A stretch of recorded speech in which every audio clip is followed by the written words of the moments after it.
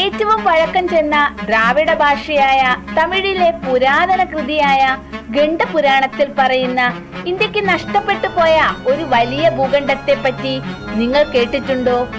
ലോകത്തിൽ തന്നെ ഒന്നാമത്തെ രാജ്യമായി മാറ്റാൻ കഴിയുമായിരുന്ന പാണ്ഡ്യ രാജാക്കന്മാർ ഭരിച്ചിരുന്ന കുമാരി ഖണ്ഡത്തെ പറ്റിയാണ് ഇവിടെ ഞാൻ പറഞ്ഞത്. കന്യാകുമാരി മുതൽ ഓസ്ട്രിയ വരെ ബന്ധിപ്പിച്ചിരുന്ന ഒരു വലിയ പ്രദേശം, ഏകദേശം 7000 കിലോമീറ്റർ നീളം. പല വിദേശികളും ഈ സാങ്കല്പിക ഭൂഖണ്ഡത്തെ ലെമൂറിയ എന്നാണ് വിളിക്കുന്നത്. കാരണം ഇതിന്റെ ഭാഗമെന്ന് വിശ്വസിക്കുന്ന മഡഗാസ്കറിലും അതുപോലെ ഇന്ത്യയിലും ഒരേ കാലഘട്ടത്തിൽ ലംബൂർ എന്ന ജീവിയുടെ ഫോസിൽ കണ്ടെത്തിയിട്ടുണ്ട്. ഒരു പക്ഷേ നമ്മൾ വിശ്വസിക്കുന്ന രാമൻ സേതു ഈ ഭൂഖണ്ഡത്തിന്റെ ഭാഗമായേക്കാം.